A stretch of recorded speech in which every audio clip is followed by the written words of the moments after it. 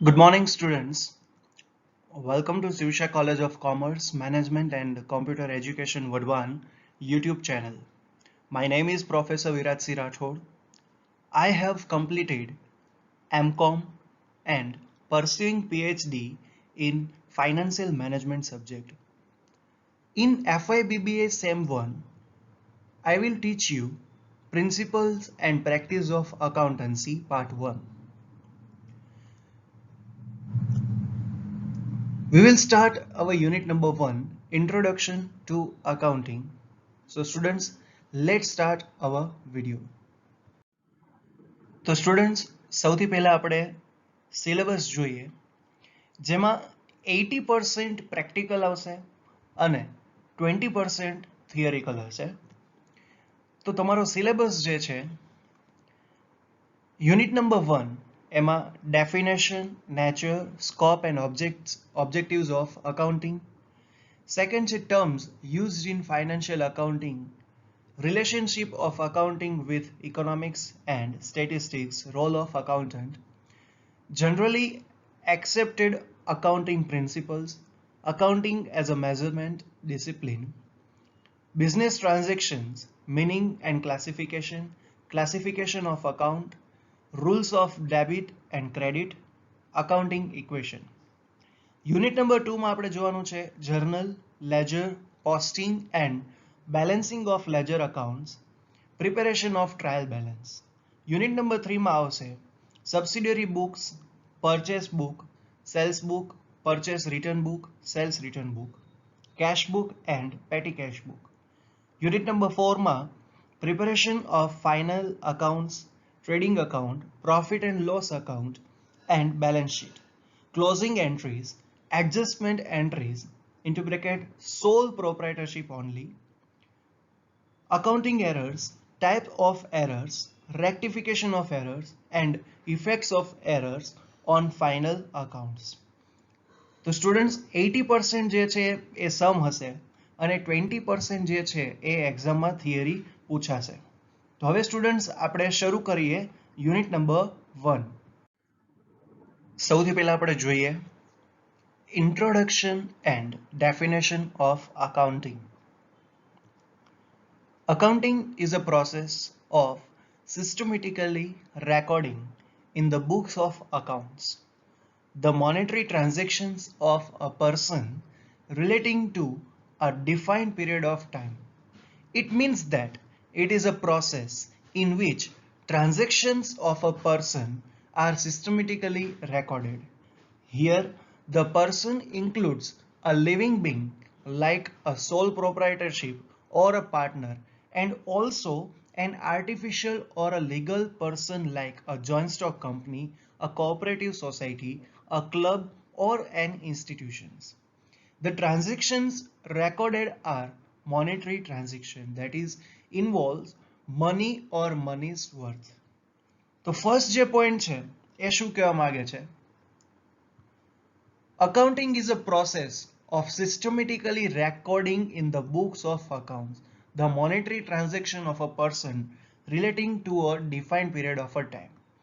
એટલે કે જે કોઈ પર્ટિક્યુલર ટાઈમમાં, પર્ટિક્યુલર સમયમાં જે મોનેટરી ટ્રાન્ઝેક્શન થયેલા છે એ મોનેટરી ટ્રાન્ઝેક્શનને બુક્સ ઓફ અકાઉન્ટ્સમાં સિસ્ટમેટિકલી રેકોર્ડ કરવું, એની જે પ્રોસેસ હોય તો એ છે accounting.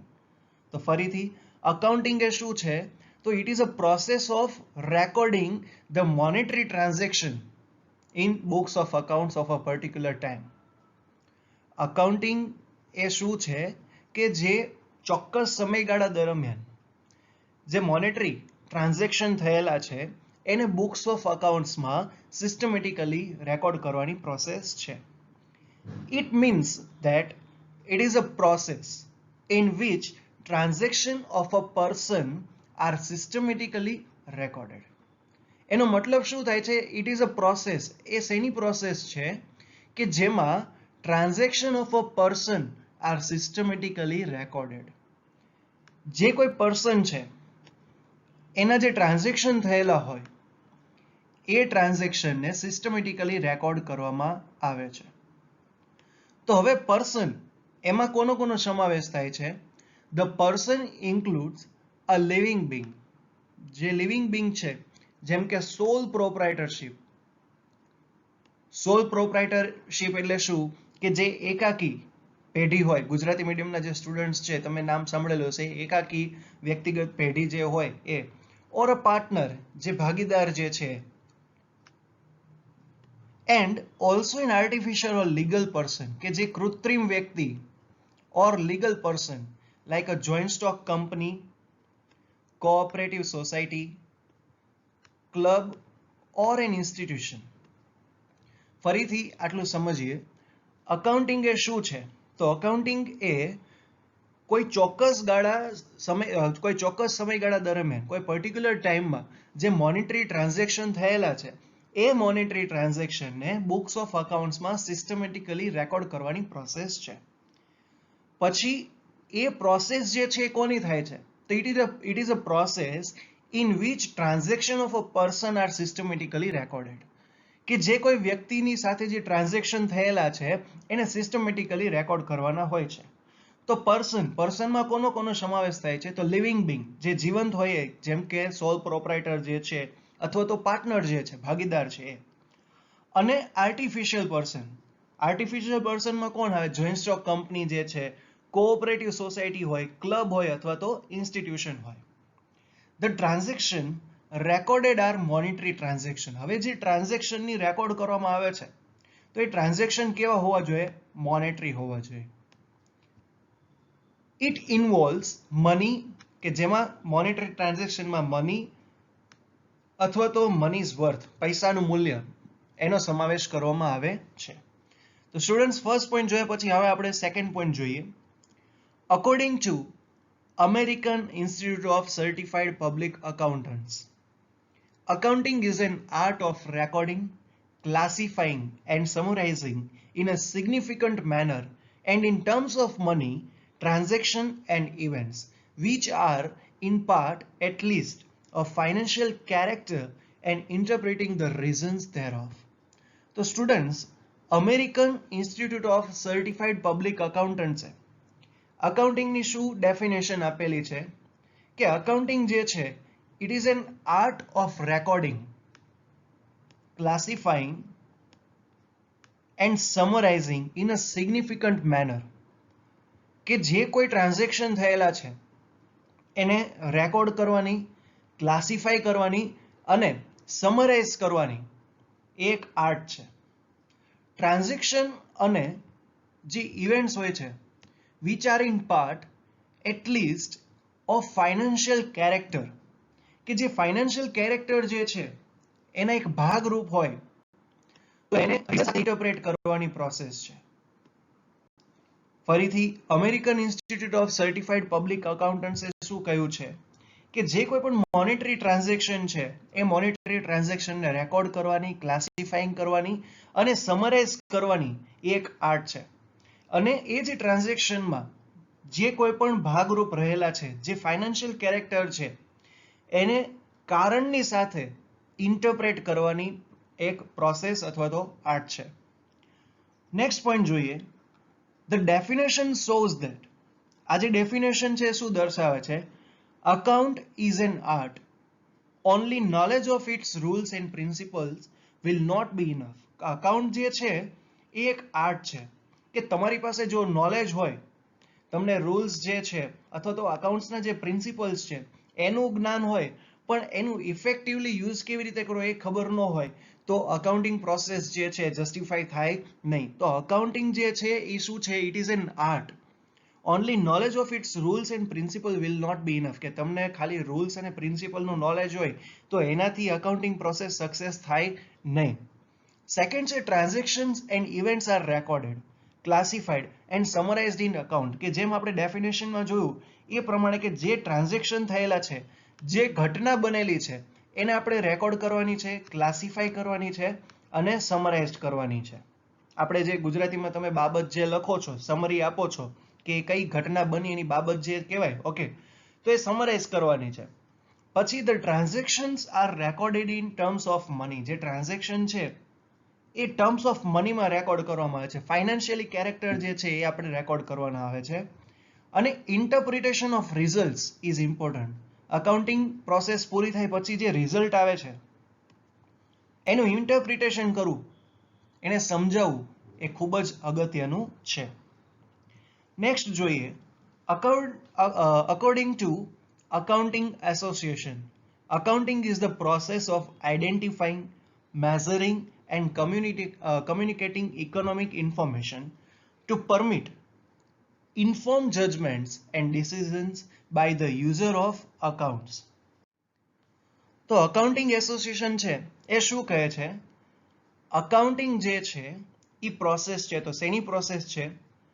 Identifying, measuring and communicating economic information.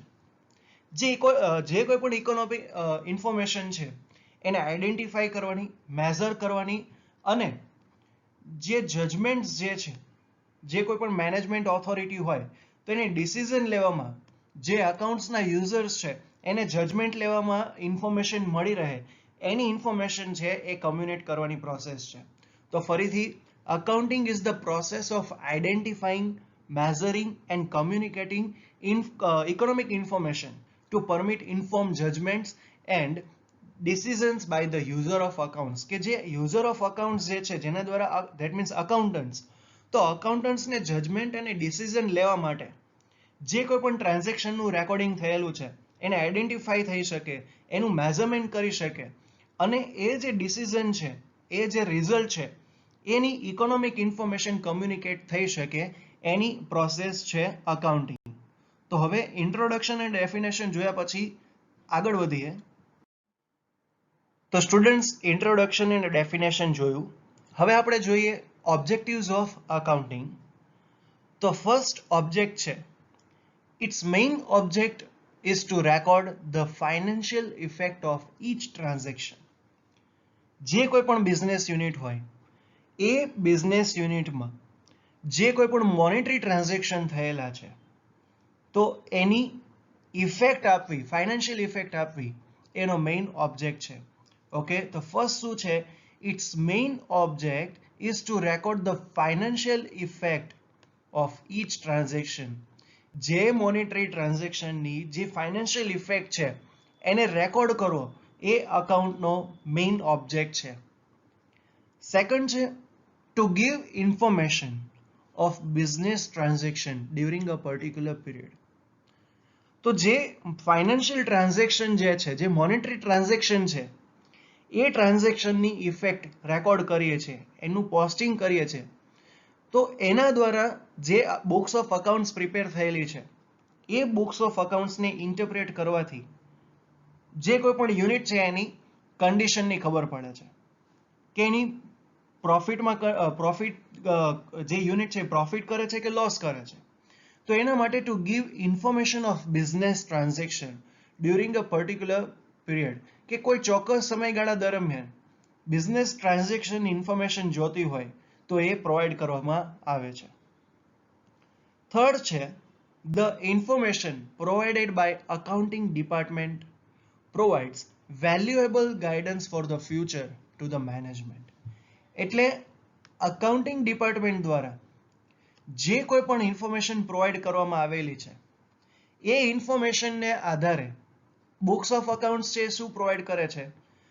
Valuable guidance for the future to the management. Management માટે વેલ્યુએબલ ગાઈડન્સ પ્રોવાઈડ કરે છે કે ફ્યુચર ડિસિઝન લેવા હોય તો ફ્યુચરમાં ડિસિઝન કેવી રીતે લેવા, ક્યારે લેવા, તો એ ફ્યુચર ડિસિઝન લેવા માટે વેલ્યુએબલ ગાઈડન્સ પ્રોવાઈડ કરે છે. પછી accounting is needed in order to determine the actual amounts of various taxes payable to the government. તો જે કોઈ પણ બિઝનેસ યુનિટ છે એ બિઝનેસ યુનિટનો જેટલી ટેક્સેબલ અમાઉન્ટ છે તો એ એકચ્યુઅલ અમાઉન્ટ શું છે જે ગવર્મેન્ટને ટેક્સ પે કરવાનો છે, તો એ ટેક્સ પે કરવા માટેની એકચ્યુઅલ અમાઉન્ટ શું છે એ ડિટરમાઇન કરવાના હેતુથી, એ ડિટરમાઇન કરવા માટે અકાઉન્ટિંગ જરૂરી બને છે. A company has to keep accounts also because it is made compulsory by the company act to keep accounts. જે કોઈ પણ કંપની હોય એ કંપનીએ પણ અકાઉન્ટ્સ બનાવવા પડે છે, કારણ કે જે કંપની એક્ટ જે છે એ કંપની એક્ટ દ્વારા અકાઉન્ટ રાખવા એ કમ્પલસરી કરવામાં આવેલું છે. તો it is by the company act it is compulsory to keep accounts by the company. Okay, કંપનીએ અકાઉન્ટ્સ બનાવવાના છે એ કંપની એક્ટ દ્વારા કમ્પલસરી કરવામાં આવેલું છે. The figures of current year will be compared with those of the previous year. કે current યરમાં જે ફિગર્સ નોટ ડાઉન કરવામાં આવેલા છે અથવા કરંટ યરના જે ફિગર્સ છે એને પ્રીવિયસ યરના ફિગર સાથે કમ્પેર કરવામાં આવે છે. The actual profit or loss made during the year can be determined on the basis of accounts only. તો જે 7th point છે એમાં શું કીધું છે? The actual profit or loss made during the year can be determined on the basis of accounts only. કે જો યુનિટમાં અકાઉન્ટ્સ પ્રિપેર કરવામાં આવેલા હશે તો એના બેઝિસ પર જ વર્ષ દરમિયાન જે કોઈ પણ પ્રોફિટ કરેલો હોય કે લોસ કરેલો હોય એની અમાઉન્ટ જે છે એ ડિટરમાઇન થઈ શકે છે. Last one, to know the financial position of business at the end of the year by preparing a balance sheet. Books of accounts prepare કરી લઈએ પછી આપણે બેલેન્સ શીટ એટલે શું? પાકું સરવૈયું. ઓકે, તો જે પાકું સરવૈયું ગુજરાતી મીડિયમના સ્ટુડન્ટ્સને ખબર હશે કે પાકું સરવૈયું બને છે તો ક્યારે બને છે કે જ્યારે આપણે ટ્રેડિંગ અકાઉન્ટ એટલે કે વેપાર ખાતું બનાવી લઈએ, પ્રોફિટ એન્ડ લોસ નફા નુકસાન ખાતું બનાવી લઈએ, તો આ બધા ખાતા બનાવ્યા બાદ આપણે બેલેન્સ શીટ બનાવીએ છીએ. તો બેલેન્સ શીટ બનાવીને to know the financial position of business at the end of the year by preparing a balance sheet, કે બેલેન્સ શીટ બનાવીને આપણે જે કોઈ પણ બિઝનેસ છે એની ફાઇનાન્શિયલ પોઝિશન છે એ at the end of the year વર્ષના અંતે આપણે કોઈ બિઝનેસની ફાઇનાન્શિયલ પોઝિશન જાણવી હોય તો એ જાણી શકીએ છીએ. તો સ્ટુડન્ટ્સ આ હતા ઓબ્જેક્ટિવ્સ ઓફ અકાઉન્ટિંગ. તો સ્ટુડન્ટ્સ આ વિડીયોમાં આપણે ઇન્ટ્રોડક્શન, ડેફિનેશન અને અકાઉન્ટિંગના ઓબ્જેક્ટિવ્સ જોયા. નેક્સ્ટ વિડીયોમાં આપણે ફરીથી નવા ટોપિક સાથે મળશું. જો આ વિડીયોમાં કોઈ ડાઉટ હોય તો તમે પર્સનલ મેસેજ ઓર કોલ કરીને પૂછી શકો છો. જો વિડીયો ગમે તો વિડીયોને લાઈક કરજો, શેર કરજો અને આપણી કોલેજની ચેનલને સબસ્ક્રાઇબ કરવાનું ભૂલતા નહીં. Thank you so much students for watching this video. Once again, like, share and subscribe our channel. Thank you so much students for watching this video.